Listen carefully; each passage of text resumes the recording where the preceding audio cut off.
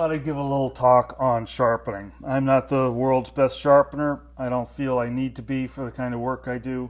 But just to give you an idea, I do emphasize that basically all your tools are going to work a whole lot better if they're sharp.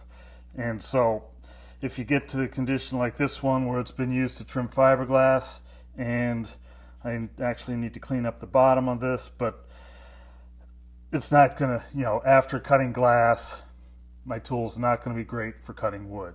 So I'll show you how I go about tuning this up, getting it cutting well again, and just give you a little overview of how I go about it.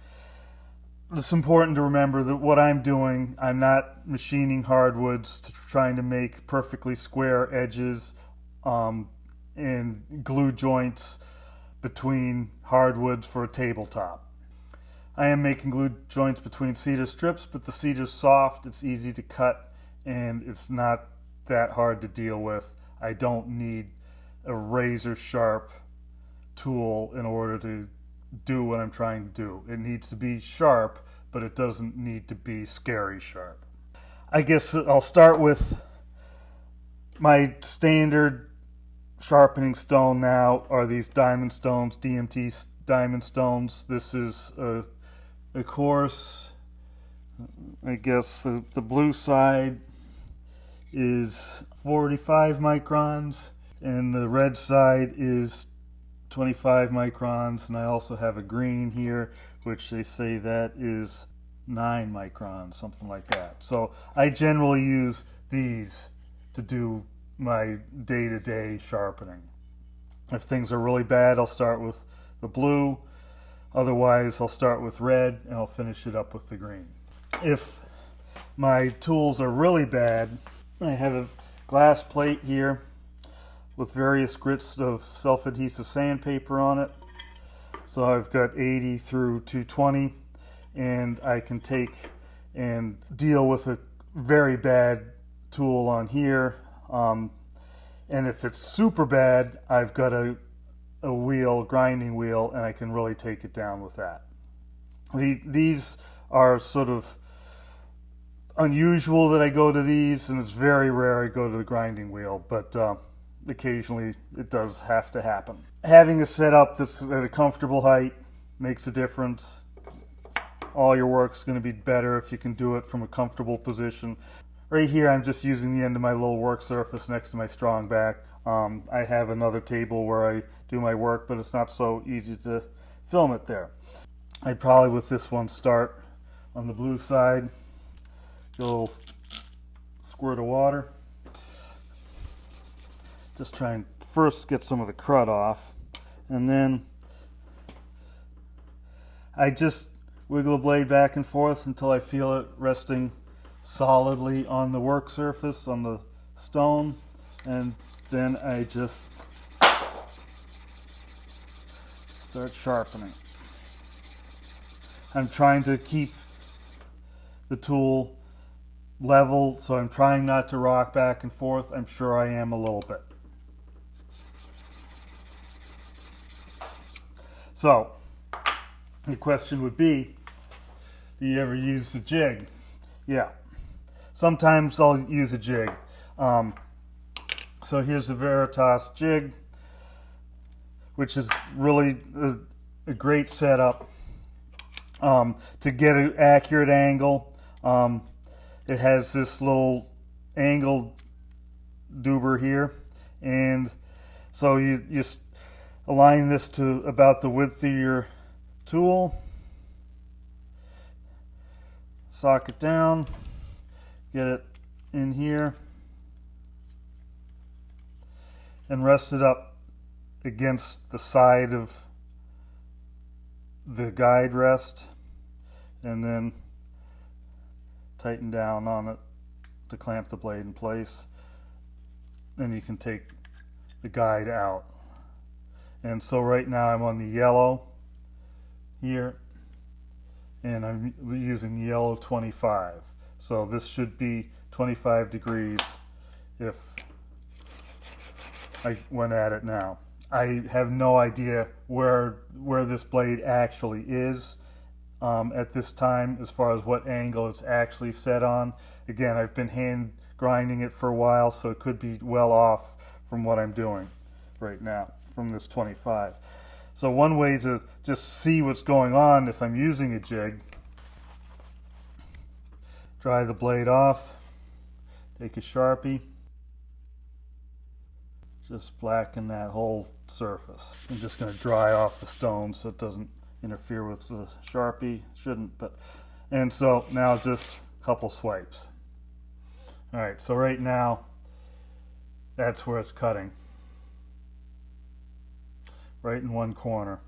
So indicates either I didn't set up the blade square with this tool, which I probably did, or that with all my hand sharpening, somehow this tool's a little bit, the blade's a little bit out of square, very likely. So if I wanted to really get this really tuned up, I want to grind that all the way down so it's shiny all the way across. To do that, I'd probably use that sandpaper. And if I was really lazy, I'd go over and use the grinder. But stick this on 80 grit sandpaper and get it, return this back to the 25 degrees and a nice square edge on it. I can double check the edge with a square, see where we're at that way. But again, for my purposes, I don't care all that much if it's square. I'm not machining bookcases or square furniture. I'm just trying to put a bevel or a taper on the end of a piece of cedar. It's not that critical that I have everything square and perfect. So at this point, I just want to get the tool sharp enough to do my job, what I need to do today, and so I'm not going to bother with the jig. So again, get some water on the surface, rock it back and forth. So a couple passes, you can see I'm pretty much hitting the whole surface. I'm not getting the actual cutting edge, which is the leading edge there, but I will be pretty quickly. Just I have enough error in the way I hold my hands, so it'll probably end up grinding away at that almost immediately.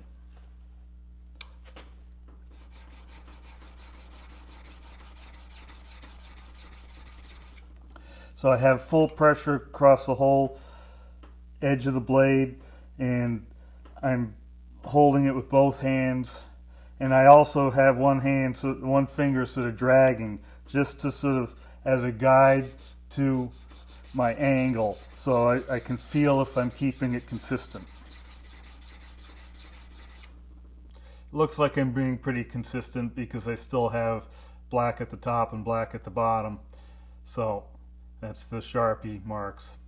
So we'll just keep on going until we get rid of that.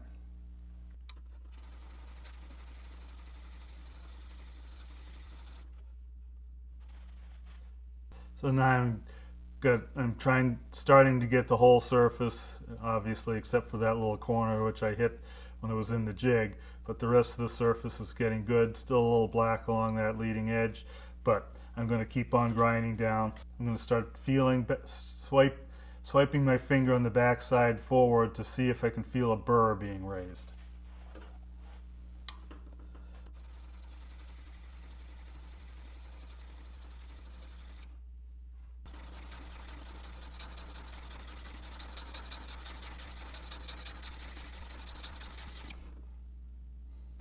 All right, now I have a burr.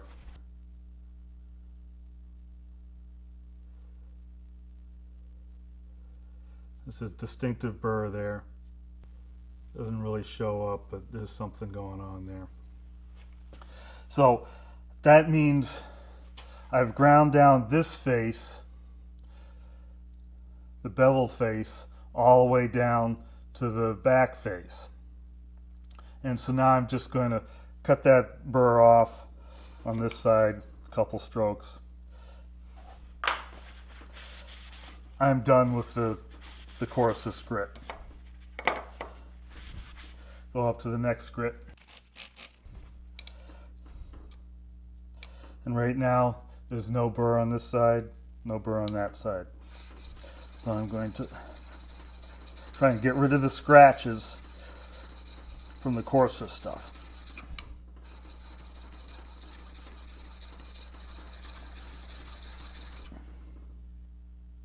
And feel for a burr.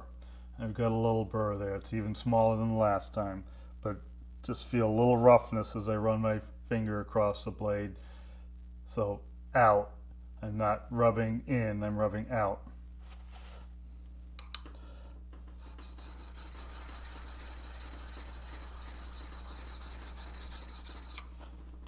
All right, that's a good burr now. So now I'll get rid of that burr. So we want both sides polished because the edge is defined by both surfaces.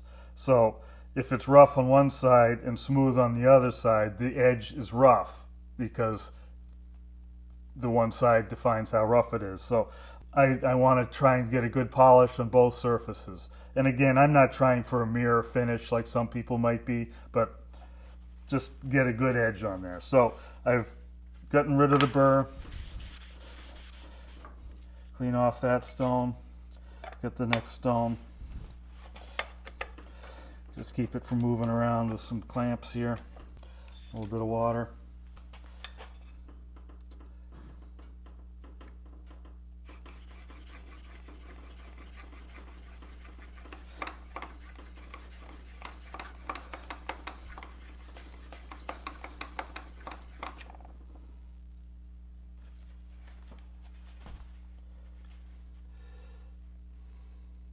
So I'm starting to get a pretty decent polish there. You know, it's not mirror smooth, but it's a pretty good polish. Again, here's a little corner I hit when I put it in the jig. So I'm just going with the angle that was already there. And obviously this is going to migrate a little over time as I'm not as accurate as that jig is. I don't have a burr on this side yet.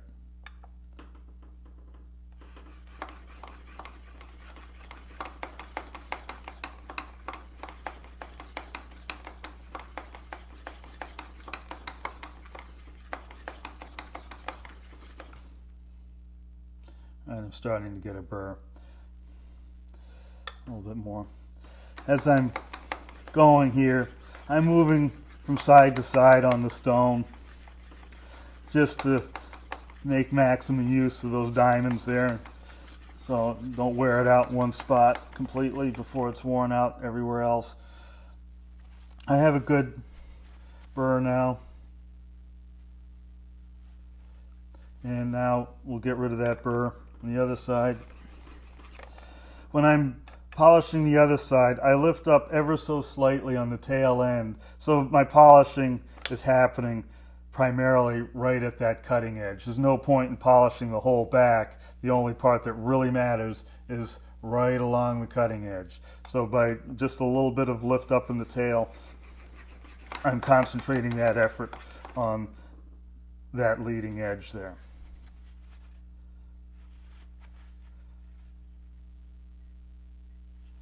And so that's cutting pretty decently. Pretty good edge.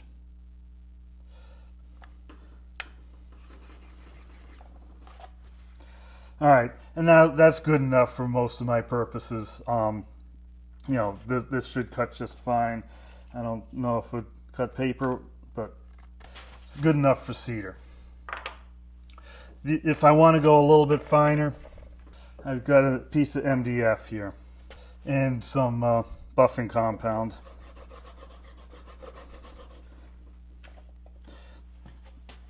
So I'll just lay it down there, and I'm only pulling.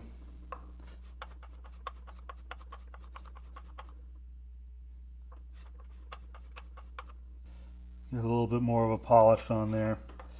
And then again with the back side to get rid of any burr. It's not a perfect mirror surface there, but the cutting edge is pretty sharp. If I really want my planes to run smooth, take a little bit of wax up the bottom of that. Oh, slack. And again, I'm not the world's greatest sharpener. You know, if I spend more time at it, I can do better. Same process, just doing it longer. That process for me is all it takes to get the tool ready to go.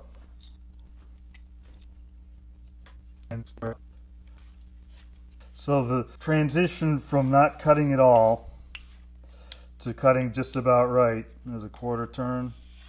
That was 1/4 turn, another quarter turn, and that's about perfect. So a lot of people, when the blade starts to get dull, they'll start cranking this forward, saying, I want it to cut more aggressively.